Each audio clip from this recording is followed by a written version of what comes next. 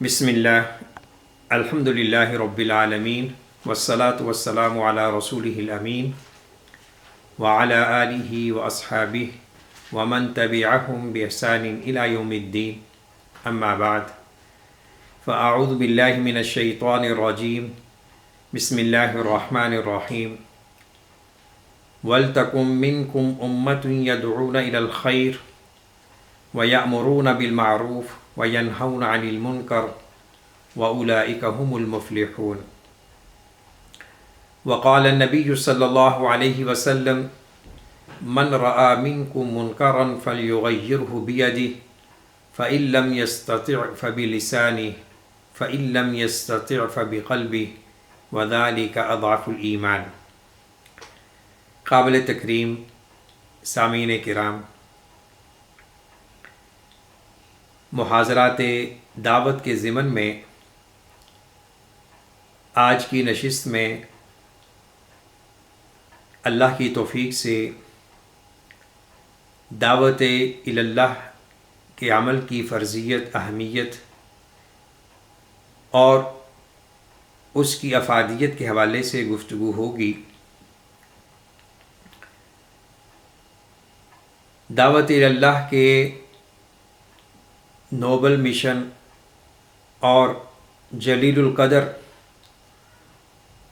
ہونے کے دلائل میں سے ایک اہم دلیل یہ ہے کہ اللہ رب العزت نے اس عمل خیر کو نبی اکرم صلی اللہ علیہ وسلم کی امت پر فرض قرار دیا ہے، اور نبی معظم رحمۃ للعالمین صلی اللہ علیہ وسلم نے بھی اپنے متعدد ارشادات فرامین کے ذریعے دعوت الی اللہ کی اہمیت کو اجاگر کیا ہے. تو آئیے کتاب و سنت کی روشنی میں ہم اس بات کو سمجھنے کی کوشش کریں. ارشاد باری تعالیٰ ہے وَلْتَكُن مِّنكُمْ أُمَّةٌ يَدْعُونَ إِلَى الْخَيْرِ وَيَأْمُرُونَ بِالْمَعْرُوفِ وَيَنْهَوْنَ عَنِ الْمُنكَرِ وَأُولَئِكَ هُمُ الْمُفْلِحُونَ. سورہ آل عمران آیت نمبر 104. اس آیت سے اہل علم نے استدلال کیا ہے کہ دعوت الی اللہ ہر مسلمان کے لیے ضروری ہے. وَلْتَكُن مِّنكُمْ أُمَّةٌ يَدْعُونَ إِلَى الْخَيْرِ، اور تم میں سے لازمی طور پر ایک جماعت ایسی ہونی چاہیے جو خیر کی دعوت دے، خیر کی طرف لوگوں کو بلائے. وَيَأْمُرُونَ بِالْمَعْرُوفِ، اور وہ جماعت بلائی کا حکم دے. وَيَنْهَوْنَ عَنِ الْمُنكَرِ، اور وہ جماعت برائی سے روکے. وَأُولَئِكَ هُمُ الْمُفْلِحُونَ، یہی وہ لوگ ہیں جو فلاح پانے والے ہیں، کامیاب ہیں. تو اس آیت میں پہلا جملہ ہمارے لیے محل غور ہے، وَلْتَكُن مِّنكُمْ أُمَّةٌ. یہ لام امر ہے وَلْتَكُن میں جو، اور بعض مفسرین نے یہ ذکر کیا ہے کہ یہ صیغہ امر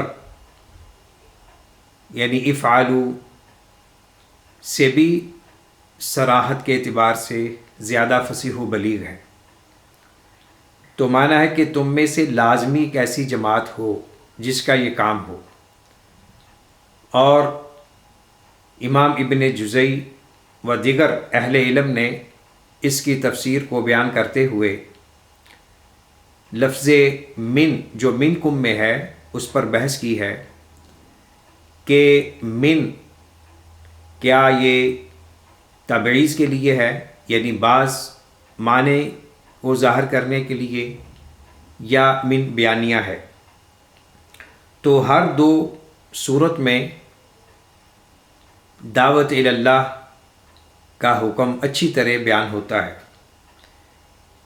من تبعیضیہ ہو تو یہ فرض کفایہ پر دلالت کرے گا، اگر من بیانیہ ہو تو اس سے مراد فرض عین ہوگا۔ ای کونو امتن، تو یہ اہل علم کی تفسیر کا ایک نچوڑ میں نے آپ کے سامنے رکھ دیا ہے۔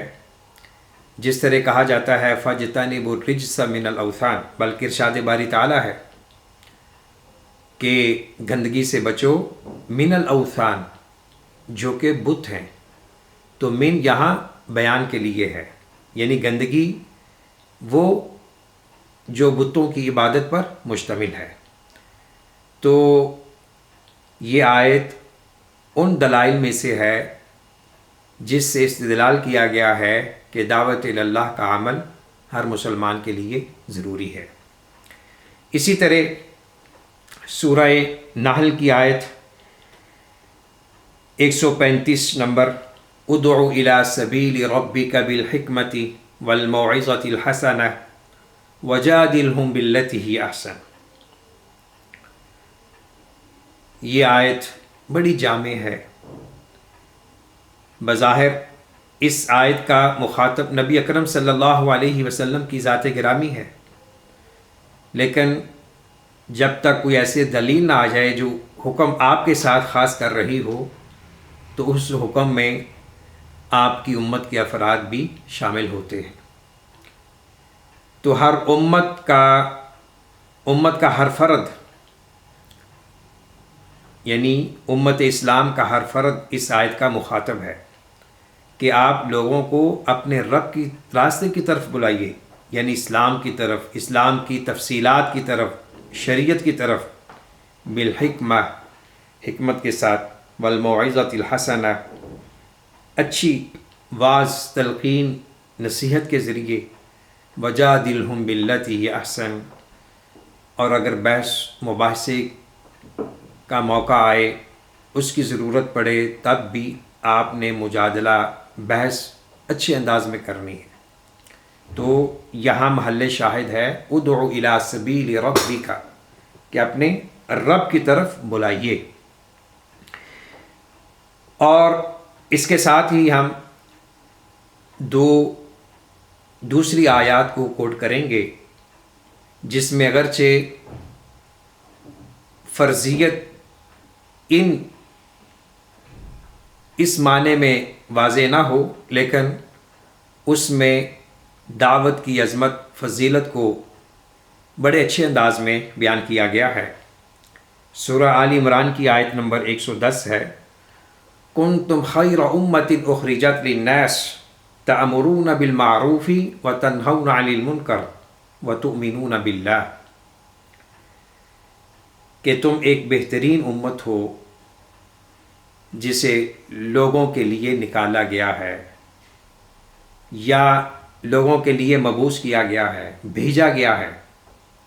اخرجت للناس، کس لیے، کیوں لوگوں کے لیے نکالا گیا؟ اس کا وصف، ذمہ داری کیا ہے؟ تأمرون بالمعروف وتنہون عن المنکر، کہ تم بھلائی کا حکم دیتے ہو یا دو گے، اور برائی سے روکتے ہو یا روکو گے۔ وتؤمنون باللہ، اور تم اللہ پر ایمان لاتے ہو۔ تو خیر الامم کا جو ٹائٹل ہے، اس کی بنیاد اور اساس دعوت اللہ ہے۔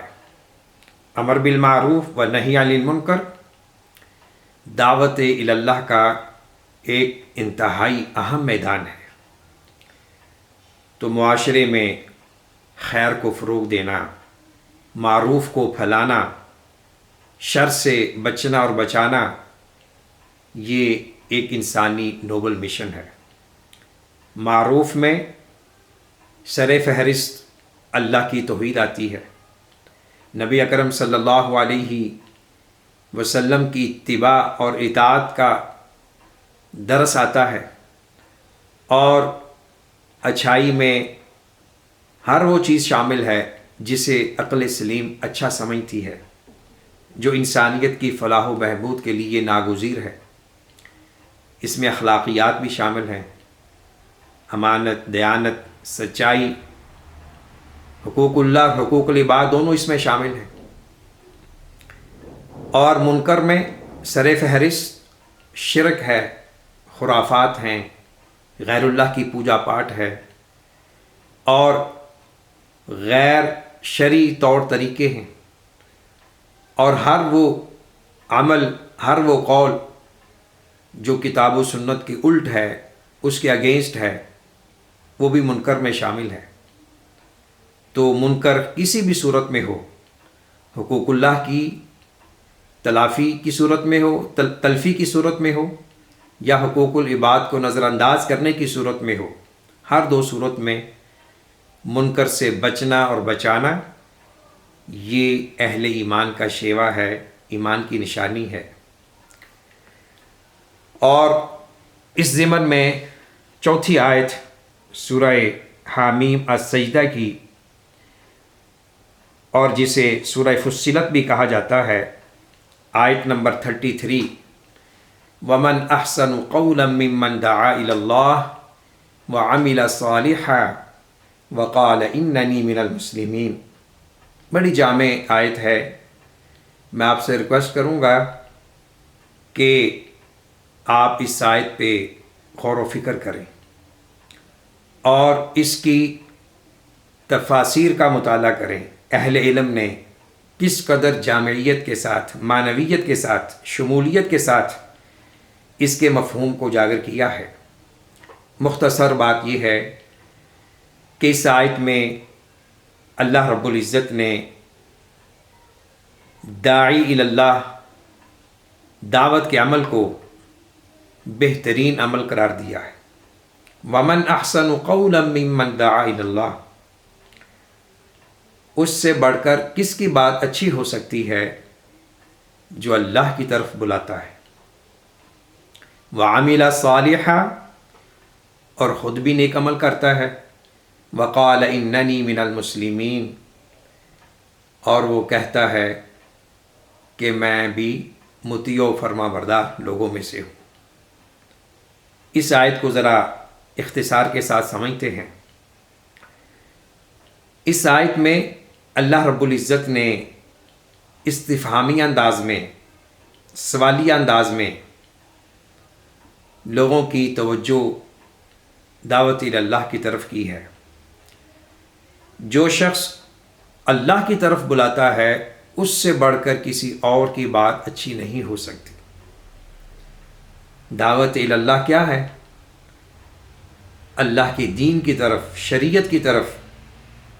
اللہ رب العزت نے ہمیں زندگی گزارنے کے لیے جو کوڈ آف لائف عطا کیا ہے کتاب و سنت کی روشنی میں، اس کی طرف لوگوں کو بلانا، مخلوق کو خالق کے ساتھ جوڑنا اور مخلوق کو اپنے حقیقی مالک کی طرف متوجہ کرنا، یہ دعوت اللہ ہے۔ اور جس قدر دعوت میں یہ جذبہ کار فرما ہوگا کہ میں نے صرف اور صرف اللہ کی مخلوق کو اس کے خالق کے ساتھ جوڑنا ہے، اسی قدر دعوت کے مثبت ثمرات و نتائج سامنے آئیں گے۔ اور جس قدر اس مشن میں آمیزش ہوگی، ملاوٹ ہوگی، اور دعوت اللہ کی جگہ کوئی اور ذات، شخصیت، پارٹی، ملک، وطن، نسل ہوگا تو پھر یہ دعوت اللہ کا عمل نہیں ہوگا، یہ اس کو کچھ اور ہی ہم کہہ سکیں گے۔ تو دعوت اللہ کا عمل خالصتاً صرف اور صرف اسی ذات باری تعالیٰ کے لیے ہونا چاہیے، اسی کی طرف بلاوا ہو جو رب العالمین ہے، جو ہم سب کا خالق ہے، مالک ارض و سما ہے۔ اور دوسرا جملہ وَعَمِلَ صَالِحًا، وہ خود بھی دعوت اللہ کے اصول و ضوابط اور دین اسلام پر کاربند ہے، خود بھی عمل صالح کرتا ہے۔ عمل صالح کیا ہے؟ ہر وہ عمل جو اللہ کی رضا کے لیے کیا جائے، نبی اکرم صلی اللہ علیہ وسلم کی سنت کے مطابق کیا جائے، وہ عمل صالح ہے۔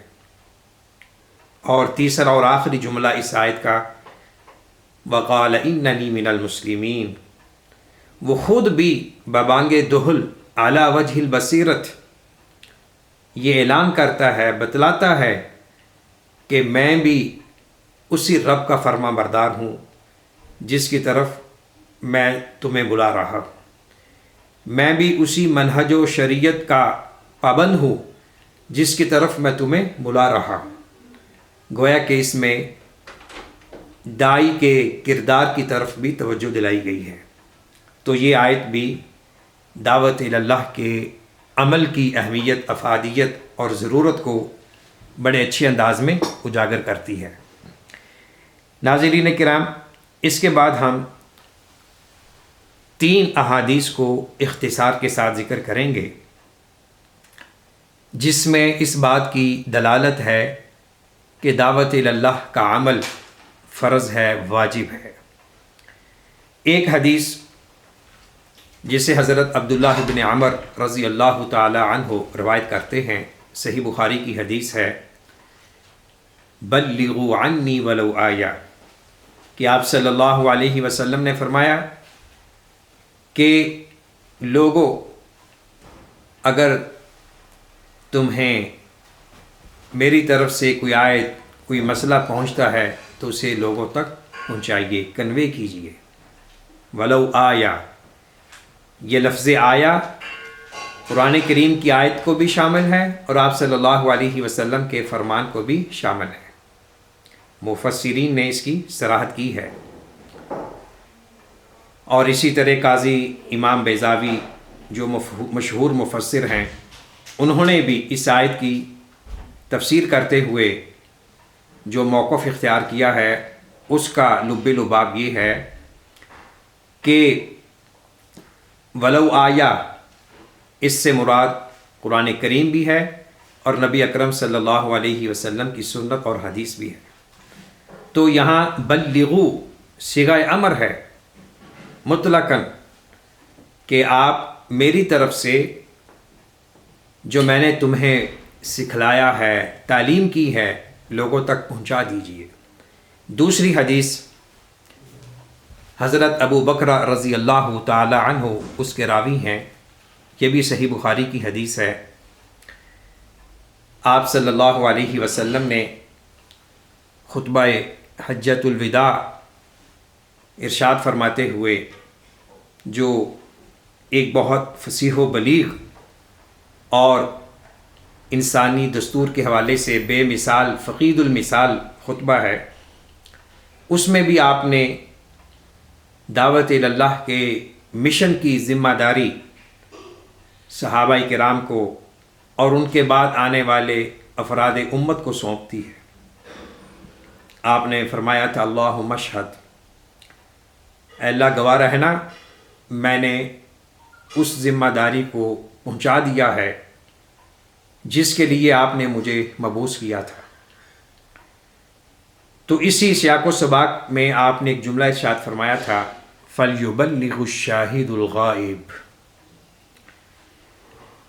کہ جو اس وقت موجود ہے وہ میرے بعد آنے والے لوگوں تک اس دین کو پہنچا دے، اس کی تبلیغ کرے۔ تو یہ جملہ بھی اس بات کی صریح دلیل ہے کہ دعوت اللہ کا عمل ہر فرد امت پر ضروری ہے، حسب اہلیت، حسب صلاحیت، حسب مقام و مرتبہ۔ جتنا اللہ نے علم عطا کیا ہے وہ لوگوں تک پہنچائے، والدین اولاد کی طرف اور اداروں کے سربراہ اپنے ماتحت کام کرنے والوں کی طرف، اہل علم عوام کی طرف، ہر ایک کی حسب مقام و مرتبہ ذمہ داری ہے۔ تو یہ حدیث بھی جملہ احادیث میں سے ہے جو دعوت اللہ کے عمل کو بطور فرض ضروری قرار دیتی ہیں۔